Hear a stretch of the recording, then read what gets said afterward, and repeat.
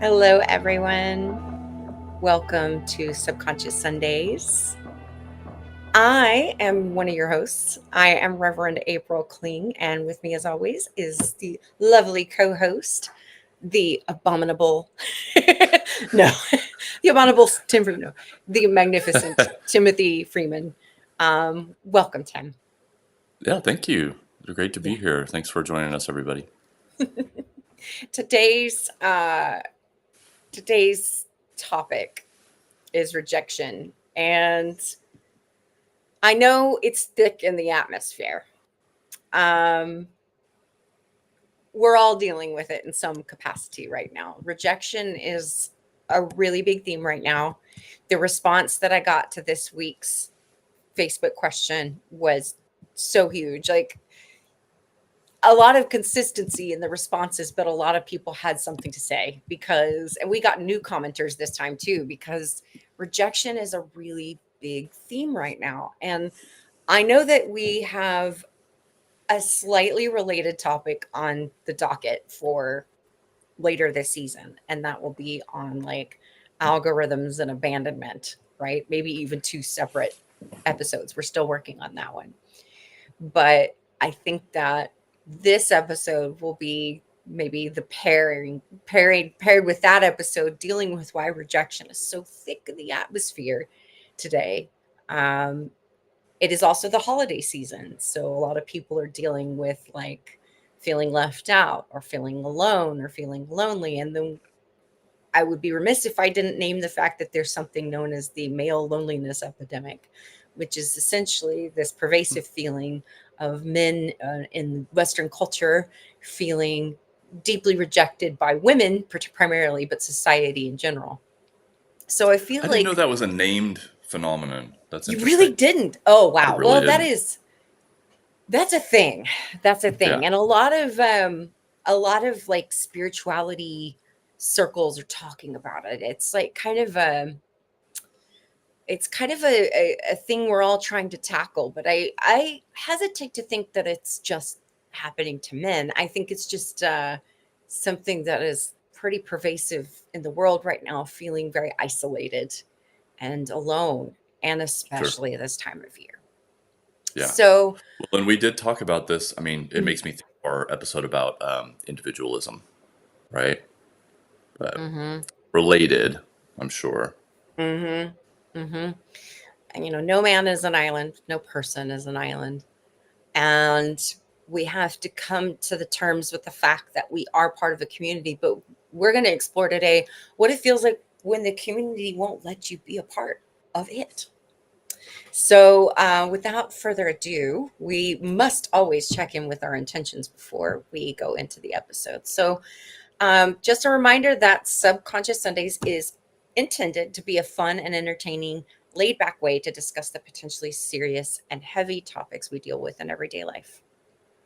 Yeah, and here we remain open and inviting, and we welcome you if you have any questions or ideas. Please respectfully bring those to the conversation here. We'd love to hear from you. Yeah, it's our weekly ritual.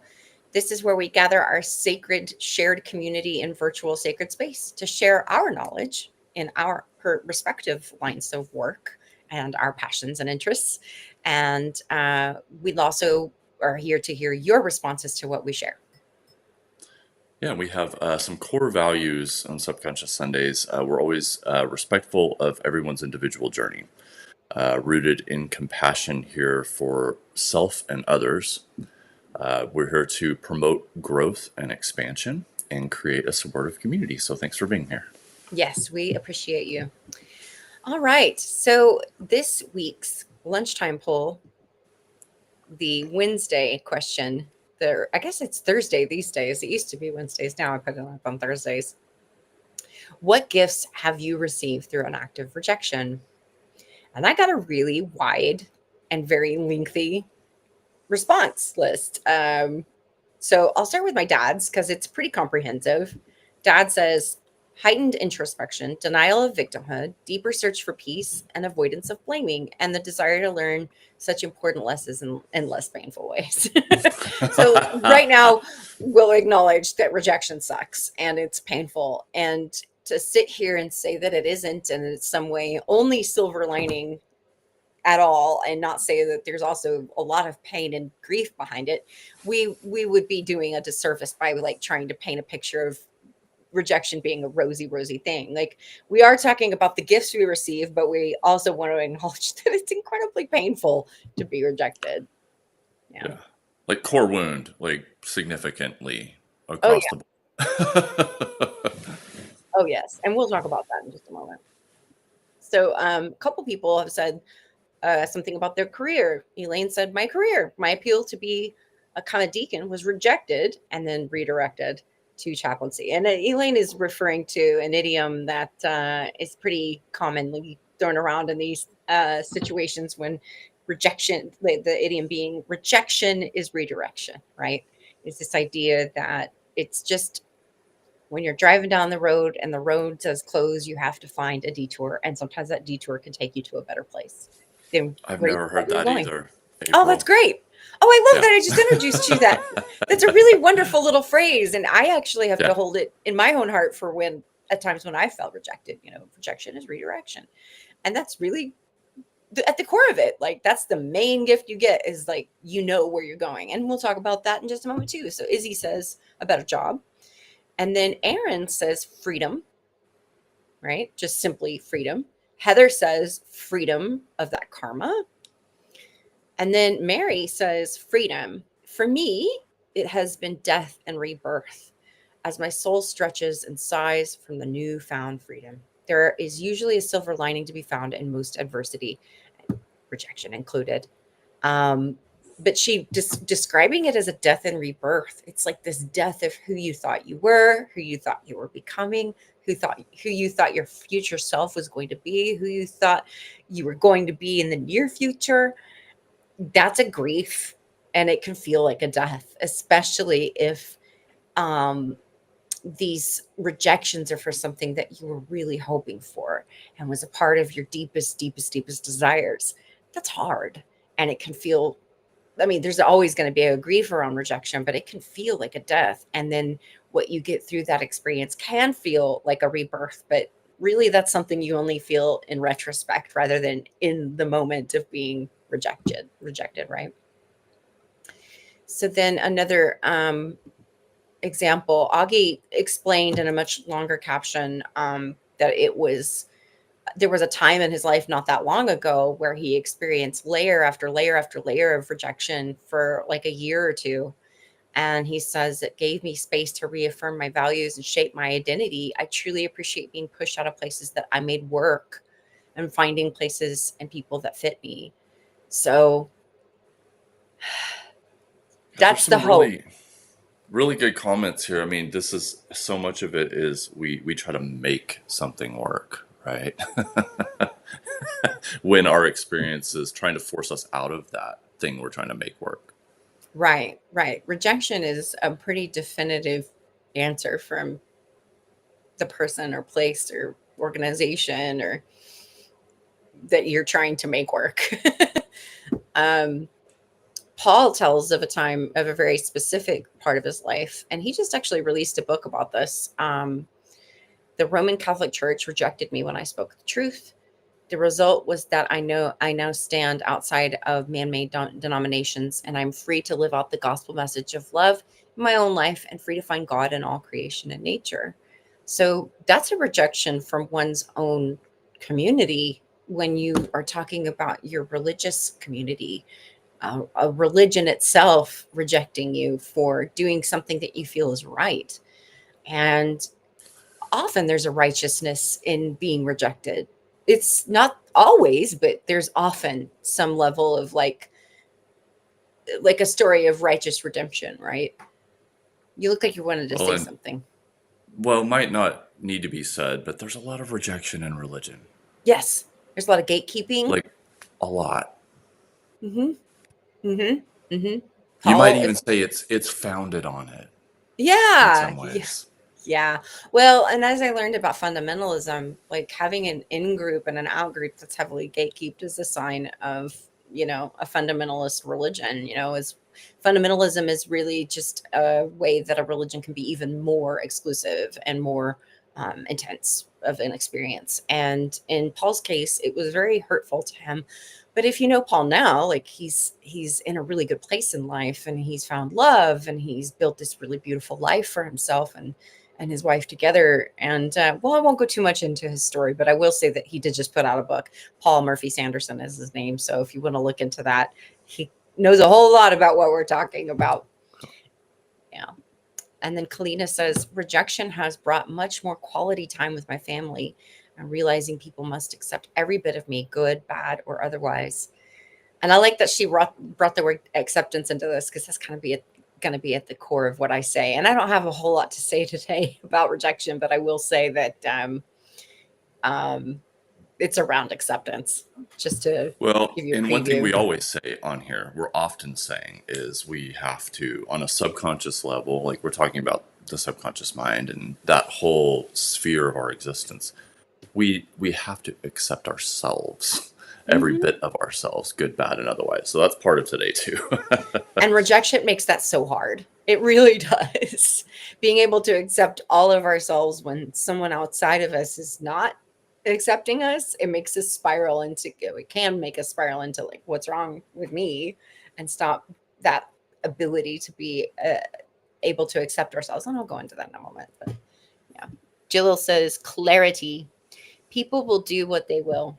Rejection tells you more about the party doing the rejection than it tells about you. I like that.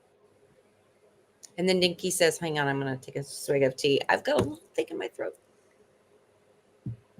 Then Nikki says, learning that I don't need to hold attachment to what someone else does or chooses. Learning that it might not be personal. If it is personal, that's okay too. And I can just process it appropriately. That's kind of my attitude about it, Nikki. And I'm really feeling what you're saying, that I don't need to be attached. I need to be kind of in surrender. And I can't be attached and in full acceptance of what is. I can't be fully surrendered if I'm still holding on, right?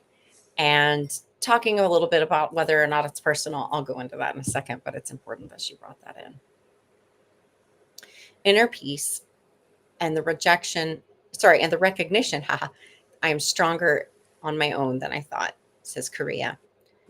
And she's speaking specifically about relationships, and that, the ways in which she's been rejected in romantic relationships, and how that's brought her to a relationship that she's really happy with. So she says inner peace, and then Lacey says inner claiming. So that brings me pretty much to what I have to say about it.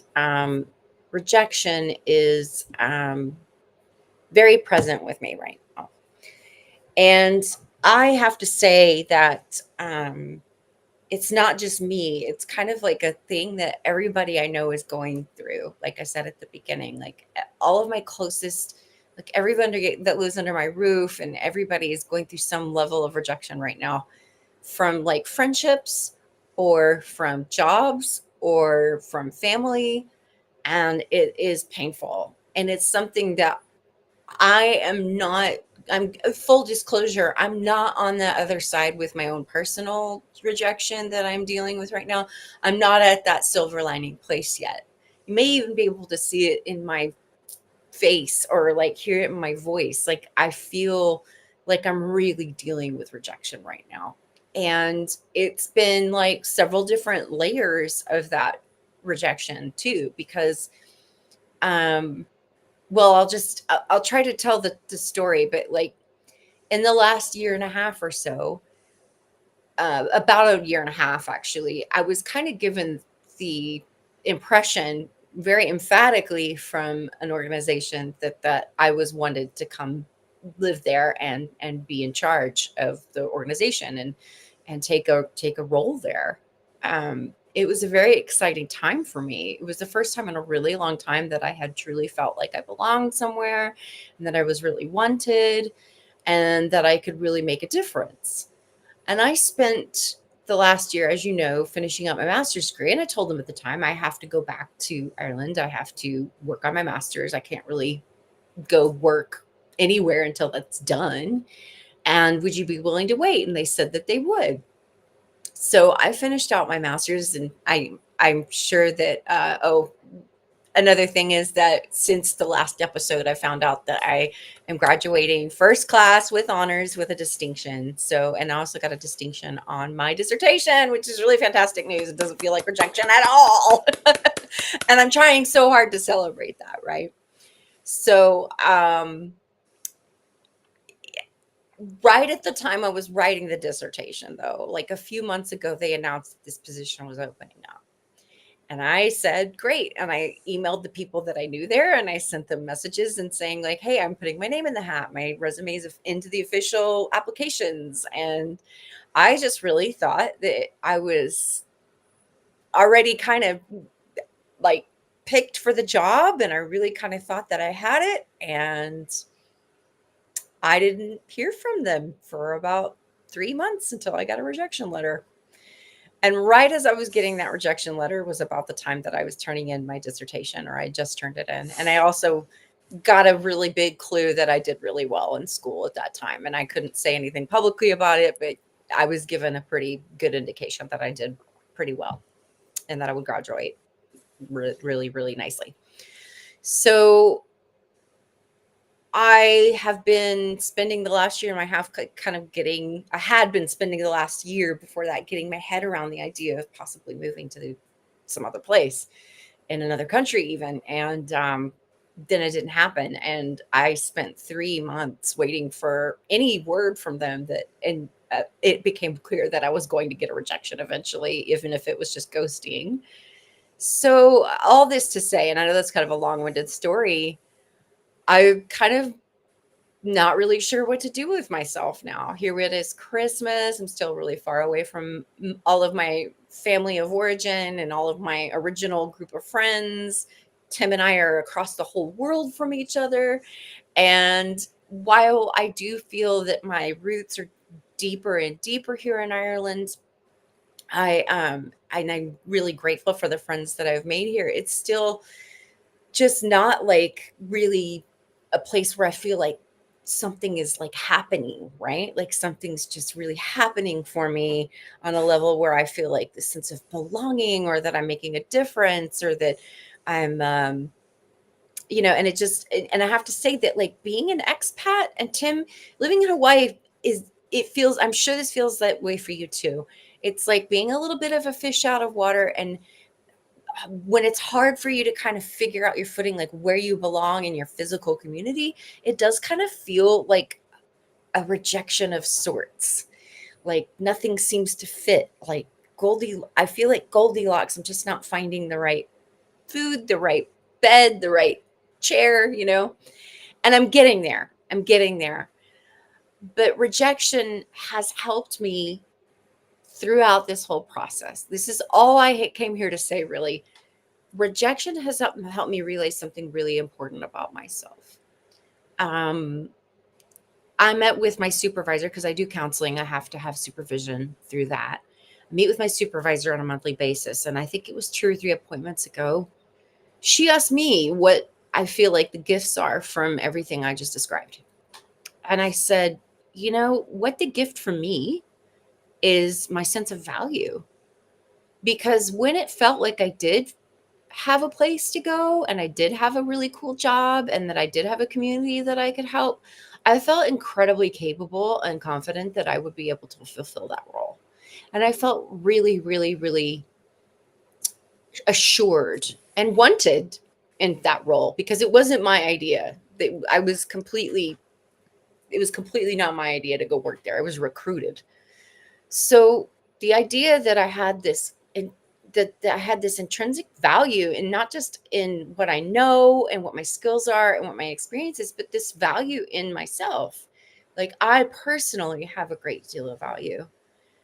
And I know that seems almost like the opposite of what rejection should do for people, but I had to come through that whole rejection process and really I know the first thing that we said was my dad's response, which was heightened introspection and denial of victimhood. I really wasn't a victim in anything I just described. There was nobody out there trying to hurt me. There was no villain. There was nobody trying to put me in my place. It was only a matter of like wrong place, wrong time, right place, wrong time. It Somebody better equipped to take on the role or able to take on the role more quickly. Um, and in the idea of like being where I am and living where I live and feeling like this extra hard process of like trying to integrate myself here in a country where it's not my home of origin. I've had to do that introspection. I've had to really look inward and see, okay, I really do have something to offer here. I really do have something I'm able to give. Or they wouldn't have asked me to try. They wouldn't have asked me into that process to begin with. So that's what the gift of rejection has been for me. It would be lovely to have something worked out in that regard for me. It would be lovely to find my place. It would be lovely to have a role where I feel fulfilled and rewarded. But for the time being, and Tim, I know you know what this is like, I will build my own thing until that comes along. And I know that I will never reject myself. And I know that I will never let myself down as long as I hold on to my principles and I maintain my integrity and I maintain a sense of true value. And I think that has been why acceptance and surrender to the situation has been possible for me, because I have this faith that things are going to work out. They always have, they always do. And I have had that happen for me so many times in so many of my darkest hours that my faith has been shaken to the point where it doesn't really serve me anymore. There's no faith left for me anymore. I've had that happen to me in the past and it still works out. So no matter what, at this point in my life, I'd like to think that this is the gift of middle age and rejection combined, that I have this faith now that it is going to work out, that it is all coming together to some meaningful place.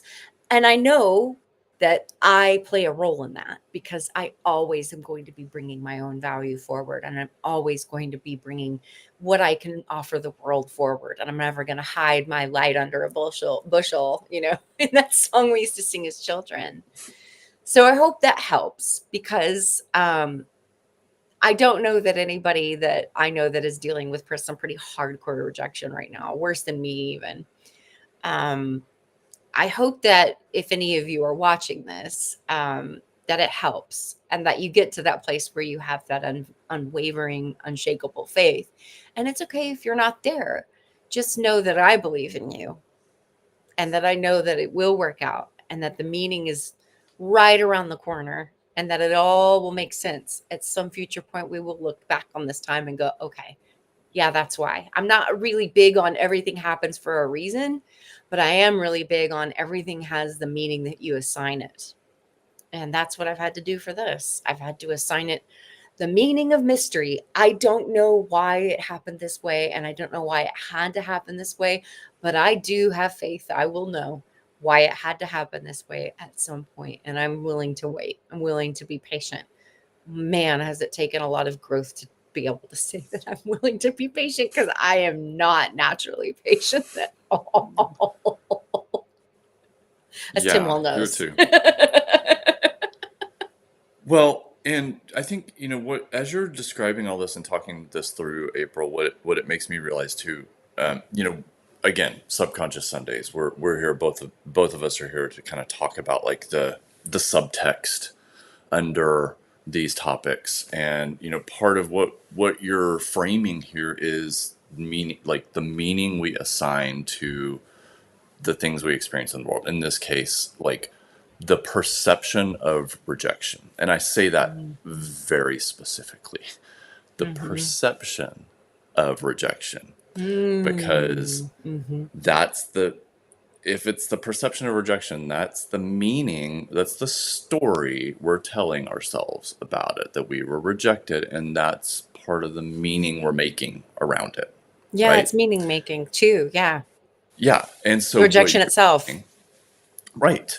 So if we're just gonna, if, if our experience is perceiving the world and then telling ourselves a story about it, which happens in every case, right? Of anything significantly, anything significant, we're gonna, perceive it, have some thoughts about it, which inform the meaning we make around it. Mm-hmm. Then why not have a default like you created for yourself that I don't know what the big meaning, the external meaning is of this, but I know it's going to work out, like for me.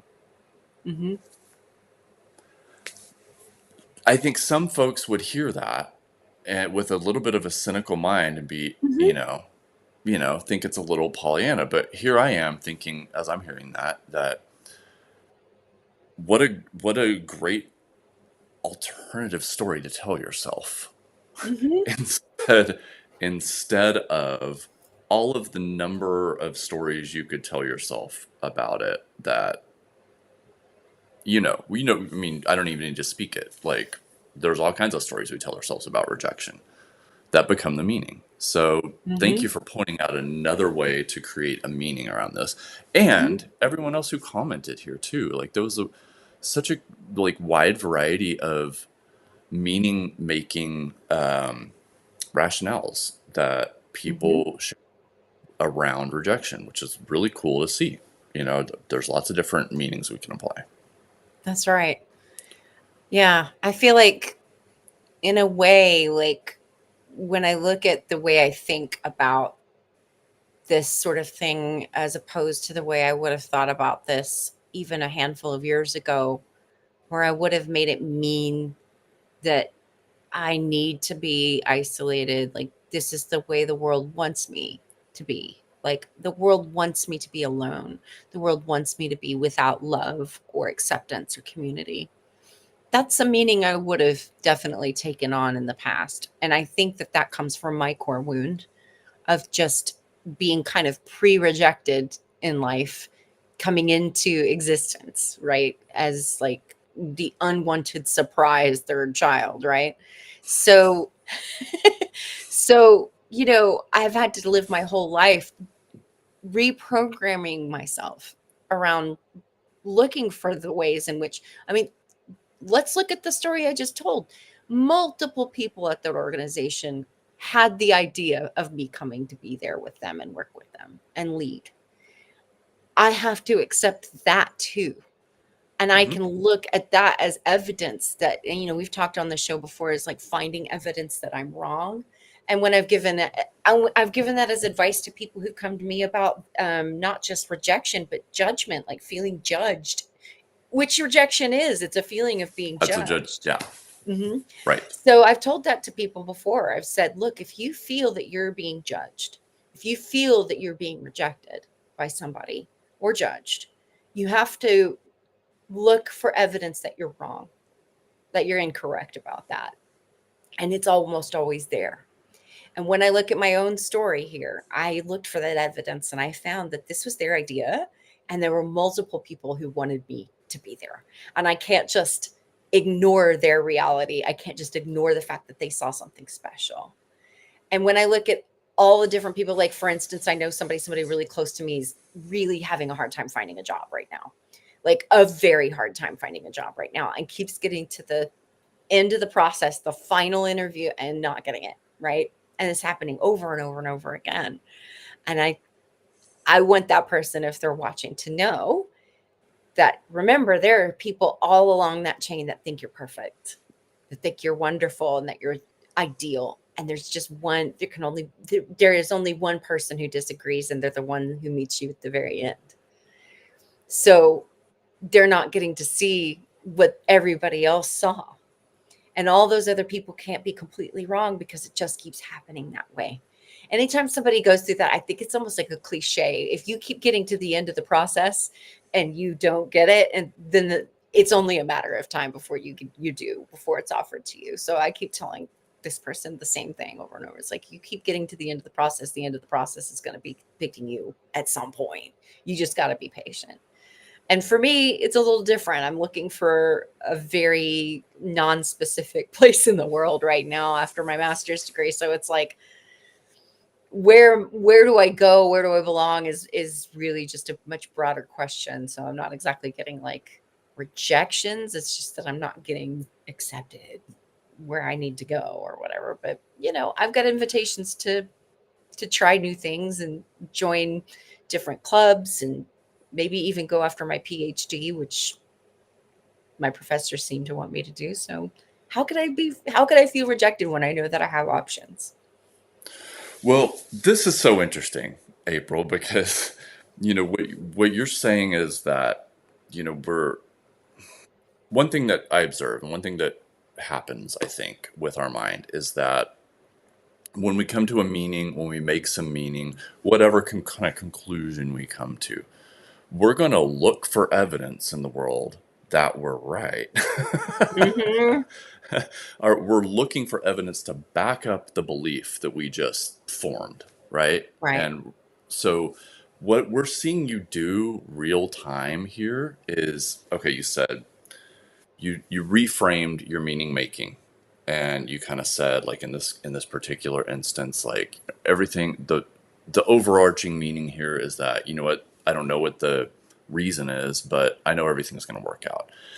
And then you just kind of let us in on your process of looking for evidence in the world that are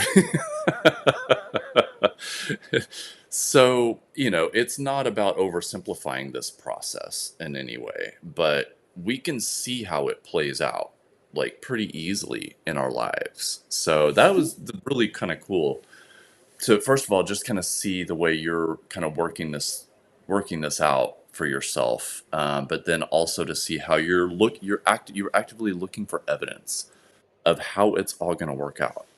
Yeah.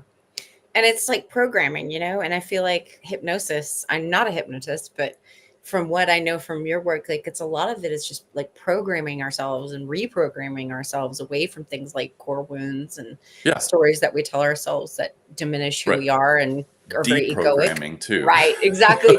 Like getting that ego out of our heads that tells us that more separate from others than we truly are. And it's programming to believe that everything's going to work out at some point. It's it's Yeah. it's truly programming. It's deprogramming. It's Yep. reprogramming. It's it's and when I mentioned all this, like this loneliness epidemic, I really hope that people I really hope that this episode reaches people who are experiencing the loneliness epidemic, because I want people to see this process who are feeling lonely and feeling isolated. I want you to see evidence that you might not be correct on that. And I want you to see that you have so many people in your life that want you to win and that want you around. So maybe take a chance on working with a hypnotist, for instance, or working with a spiritual counselor, for instance, and have a guide with you along that process of looking for evidence that you could be actually very wanted and very loved in this world. That's awesome. I love that you said that, and there's something else I want to tag on to that for our viewers here, for our community of people who, and again, thanks to everybody who put the comments in there. It's really awesome to be Yeah. able to have this kind of asynchronous conversation happening. But Yeah. the thing I want everybody to remember, one thing is, the whole thing we were talking about with evidence. Also look for, when you're trying to create evidence to back up this story about worthlessness or Mhm. unworthiness, or because that's when we really get in trouble. Yeah, that's evidence of that core wound too. That's right. When we tell this story, maybe it's told to us. Maybe we're not, like, telling a story. We're not making something up. Maybe it's told to us.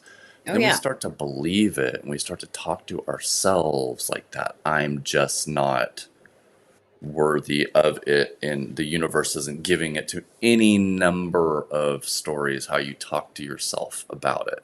So looking for evidence that you're looking for evidence to back up this rejection story.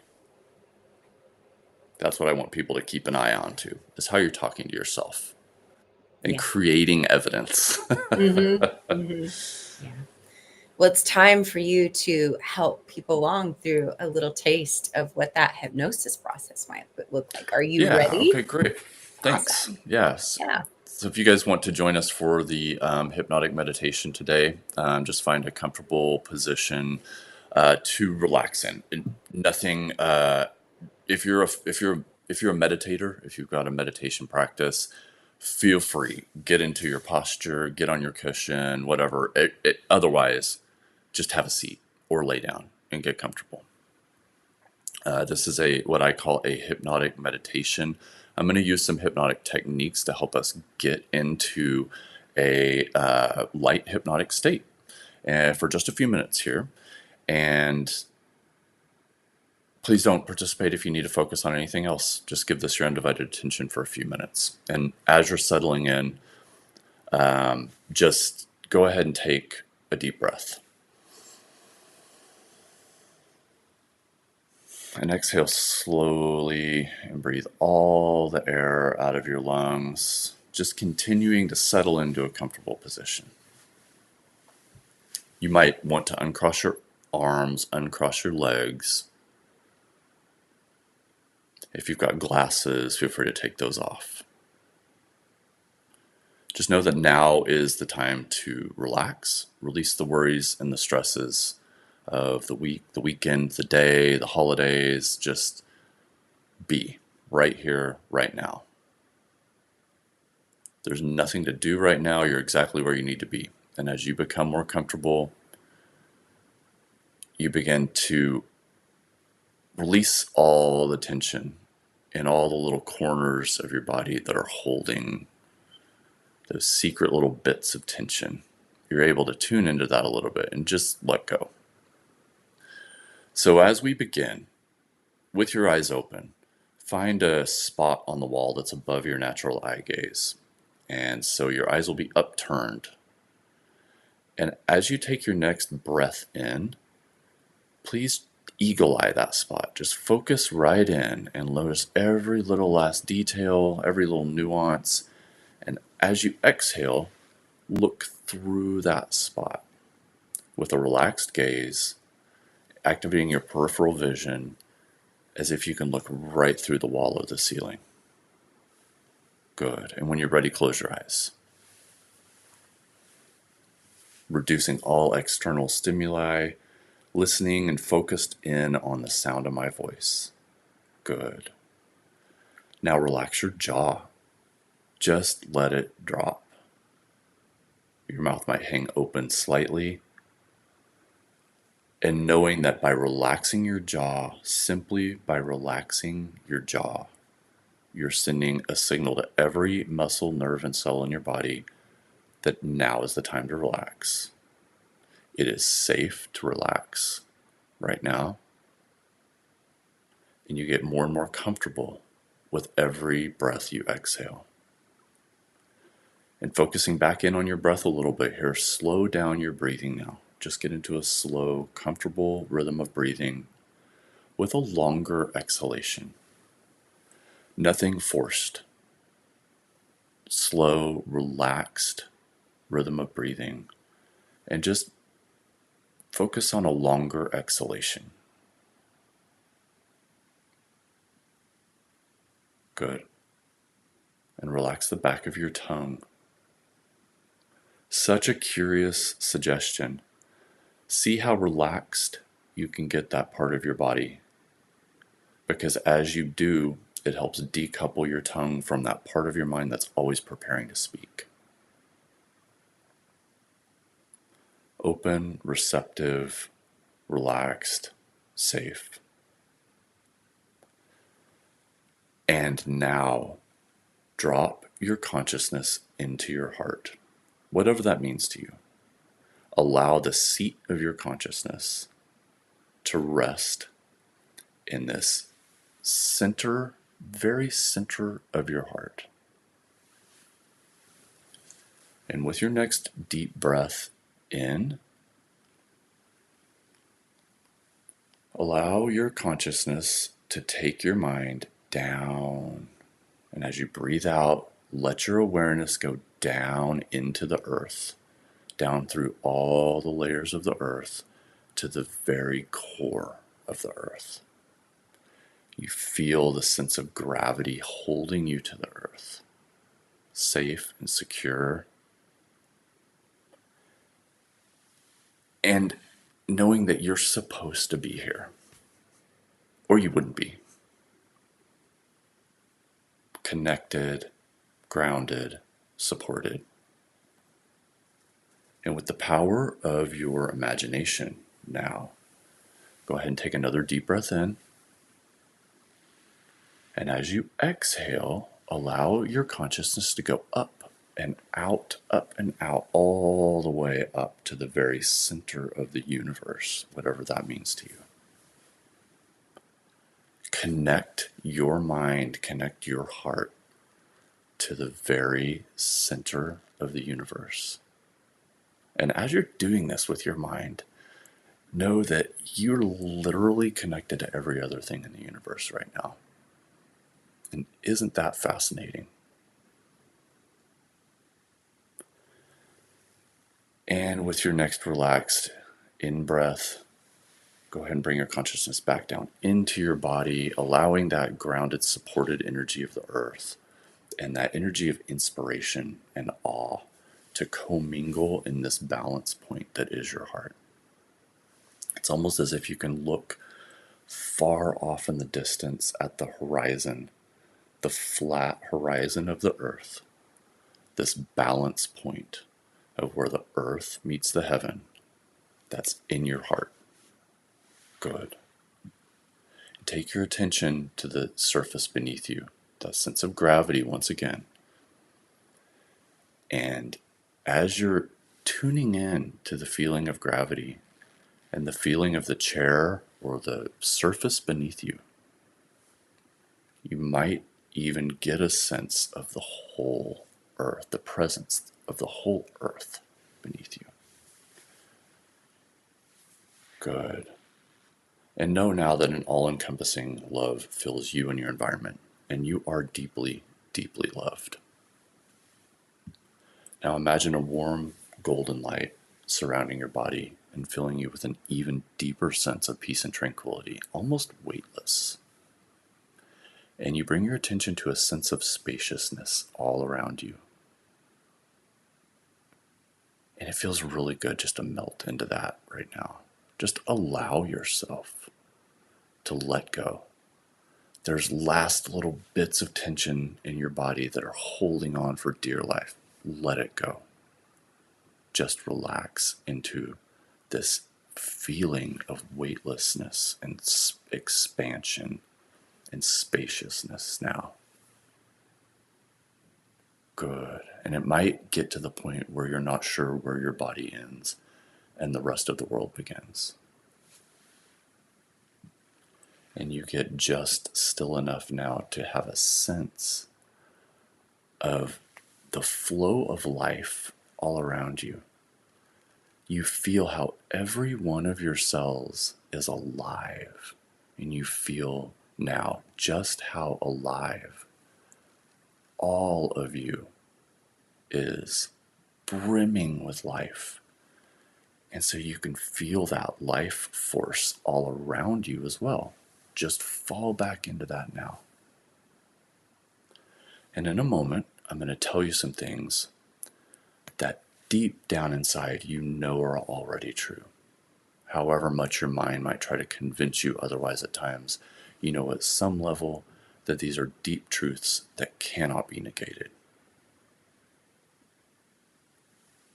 Know now there is nothing wrong with you, just as you are right now. There is absolutely nothing wrong with you. However it makes you feel, however life makes you feel right now, there is nothing wrong with you.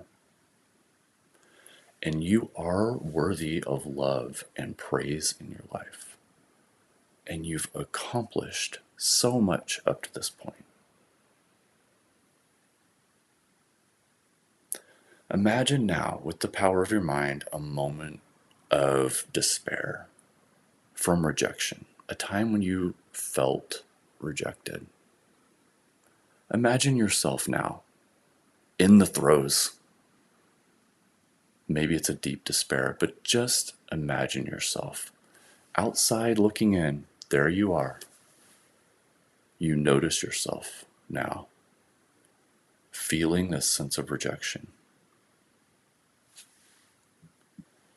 And in a moment, we're going to do something very special. Inside of you are the words that need to be said to this younger version of yourself, experiencing the feeling of rejection and the thoughts of rejection. In the next couple minutes, I'm going to give you a chance to do something very special that you don't ever get to do in your waking reality. Again, just notice yourself there. Notice how you appear when you're feeling this rejection. Notice what you're doing. Notice what you're thinking.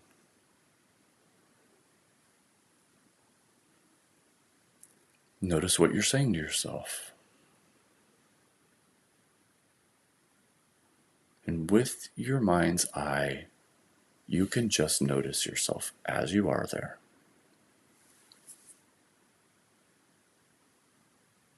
Again, I mentioned inside of you are the words that need to be said. And in a moment, I'm going to give you a moment of silence.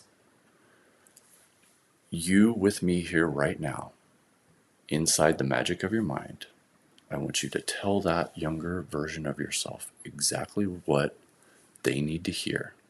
Not to make them feel better in the moment, not to change the history of what happened, but you're older and wiser now. You have some bit of information that's very important for them. Tell them now.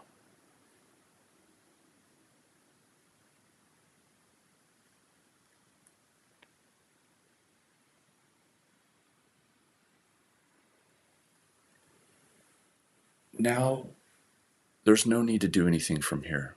Know that this message is going right into the heart.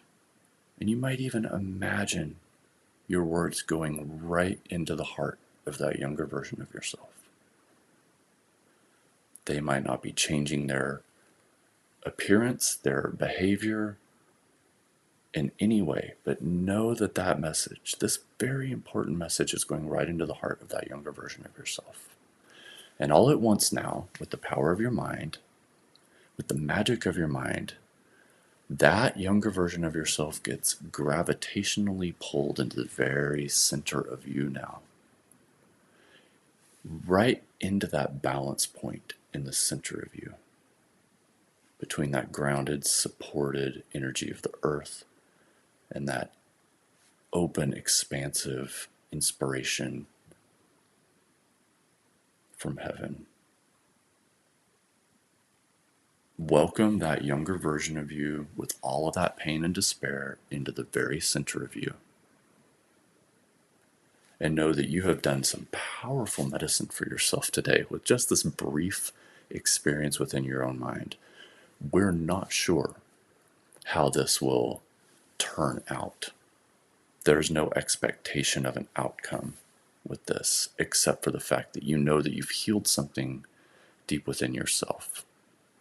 And so because you've allowed yourself to have this experience today, because you've allowed yourself and been courageous enough to imagine yourself in that state and then offer something so loving, just know that next time you feel that feeling of rejection that we all recognize, this will come to mind, and maybe even those words you gave yourself will come to mind, and it will help you handle it just that much better. And if it's okay with you, this experience will sink into the deepest parts of your memory and emerge right when you need it, when you're feeling that familiar twinge of rejection. In a moment, I'm going to count from 1 to 3, and you'll emerge from this hypnotic meditation feeling amazing. 1, taking your attention again to that sense of gravity in the surface beneath you, supporting you. 2, take your attention again to that feeling of spaciousness all around you that feels so good to melt into. And once again, drop your consciousness down to the center of the earth, connected, light, and free. And 3, wiggling your fingers and toes, opening your eyes, feeling great. Thanks so much for joining me for this hypnotic meditation. That was absolutely wonderful. Awesome. I'm glad you enjoyed it. I participated for the duration that was possible for me without having to get it back into production mode. Because when you say, and then we're going to count to 3, it's like, okay, then I got to get back on the screen. Thank you. I needed that so much. And if it's okay, I'd like to share what I told my younger self. Yeah, please. It just popped into my brain. A few of the lyrics from a song by Bjork called All Is Full of Love, where she says, you'll be given love, you'll be taken care of. Awesome. And that is You'll something be that my given younger love. self, you'll be taken care of. That's something that my younger self really needed to hear. Good. That's excellent. And if it's okay with you, you will pull on those words exactly when you need them moving forward. Yep. And then it'll also give love and take care of other people too. Because that's how Awesome. you get it back. That's how it returns. It's so, and our minds are so powerful. I mean, as you're talking about that, I get my own sense. Of course, it's my own meaning I'm putting to it, but I'm getting a felt sense of what those words might have meant to you as you said them. And that's important. If you guys are still kind of tuned in, after we get out of meditation or a state of hypnosis, it's not immediate unless we're jarred sort of into waking consciousness. So this is a very powerful period right now to tune into how that feels. How do those words feel to you? Yeah, I got a little wobbly, like my lip quivered a little bit. But I just remember this version of myself that was about the age when you and I became friends, when I was about 6, 7 years old, with long blonde hair, golden hair, and just having this sense of just needing to know that I was going to be in a place where everybody around me loved and accepted me. Yeah. And I'm so glad you can feel what that might feel like right now too. And just knowing that like all of us have so much baggage around this that we carry around with us all the time in our subconscious minds, And it whether gets in you the way. acknowledge it or not. It gets in the way of so much brilliance in our lives, and we have to face it. We have to. And Tim and I are uniquely equipped to assist anybody with what you may be struggling with in this regard. So if a lot of what we're saying today is resonating for you personally, and these are practices that you want to try more regularly in your life, the links to make an appointment with either one of us, to work with either one of us, or both of us if you want to, are always in the description of every video. And for both of us, we offer this one-time chance to sit with us, talk to us, ask us whatever questions you have, and tell us what's going on with you. So that is going to be a free, no cost, no obligation session to just have that conversation with us. And that link and in the description is the link to sign up for that session. So we recommend that you give that a go. You have nothing to lose and so much to gain. And you'll have that sense of purpose and that sense of faith that things are going to work out. And perhaps you'll have that space to reprogram and revisit some of the ways in which you have been telling yourself maybe a story that wasn't entirely true, with somebody who knows how to go back in time, and say the right things to that version of yourself that started believing untrue things about yourself, that you weren't worthy, or that you weren't made to be loved and made to find where you belong in the world. So take a chance and check one of the links out and fill out the form on either side, and we'll get you there. We promise we'll get you there. It's what we Yeah, do. that's great. And I just want to kind of pull, like, I'm just really on a full transparency kind of trip right now. I just want to like Yeah. rip a layer off, rip a curtain away here and say, just, I know that the climate of things right now with these kinds of, there's there's coaches, there's like so many people offering services to help you fix yourself in very all these different ways, right? It's Hmm. just like loud. Hmm. And there's so many, like, we're all so inundated with like people trying to sell us shit. Right. And so this could feel like a sales call. Mhm. But please just know that, like, if you're experiencing, like, we're able to talk about this loneliness epidemic, like, there's something that you really are ready to start working out with someone. And, like, this, you're feeling it, like, a pull, like, this could be, like, the first step to actually reaching out to someone. Schedule a call with us. Like, Mhm. and then we can figure out whether we want to work together from there. But Yeah. the call with April or the call with me in and of itself can be so helpful. So Yeah. It can look forward point to you in the meeting you. right direction. And we're happy to do that too. We are taking on the risk that I like to think of this less of a sales call and more like a yes or no call. Is this a yes or no from you? And you get to decide that. You get Yeah. to make the choice to work with us or not from the moment you set that initial appointment. And then after that, you get to decide yes or no. So this is a yes or no point. Do you want to embark on that healing journey? Are you ready to embark on that healing journey and do the work?